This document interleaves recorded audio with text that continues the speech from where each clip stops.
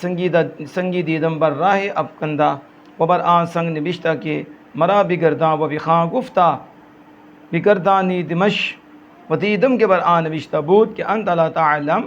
کہ انت لا تعمل بما تعلم فکیف تترک ما لا تعلم،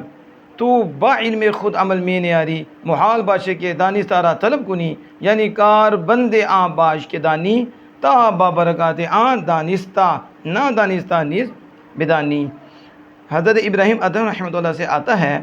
کہ آپ نے کہا میں نے راستے میں پڑے ہوئے ایک پتھر کو دیکھا کہ اس پر لکھا تھا کہ مجھے پلٹیے اور پڑھیے۔ آپ کہتے ہیں کہ میں نے اس کو پلٹا تو میں نے اس کو دیکھا کہ اس پر لکھا ہوا تھا کہ انت لا تعمل بما تعلم فکیف تترک ما لا تعلم، تو اپنے علم پر عمل تو نہیں کرتا تو پھر ناممکن ہے کہ جس کو تو جانتا نہیں اس کو تو طلب کرے، اسے تلاش کرے، یعنی جس کا علم ہے اس پہ عمل نہ کرے اور باقی علم کو حاصل کرنے کی طلب کرے، کہا یہ ناممکن ہے۔ یعنی اس علم پر کار بند ہو جا، اس علم پر عمل کرنے والا ہو جا جو تو جانتا ہے،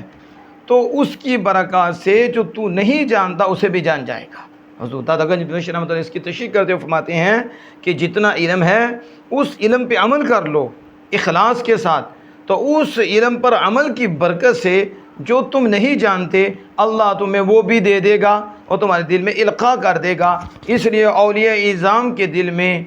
وہ اللہ عز و جل معارف اتار دیتا ہے، القاء کرتا ہے، علوم القاء کرتا ہے، تو جب وہ بولتے ہیں تو ہیرے موتی بکھیر دیتے ہیں۔ کیوں کہ وہ صرف علم حاصل نہیں کرتے، علم کے ساتھ علم پہ عمل بھی کرتے ہیں اور اخلاص سے علم حاصل کرتے ہیں اور اخلاص کے ساتھ عمل کرتے ہیں، تو اس عمل کی برکت سے جو وہ نہیں جانتے اللہ پاک وہ بھی ان کو علم عطا فرما دیتا ہے۔ تو آج ضرورت اس بات کی ہے کہ صوفیہ اس بات پہ زور دیتے کہ علم بھی حاصل کرنا ہے اور علم پہ عمل بھی کرنا ہے اور اس پہ اخلاص کی مہر لگانی ہے، تو پھر دیکھو اللہ عز و جل تمہارے اوپر انوار کی بارش کر دے گا۔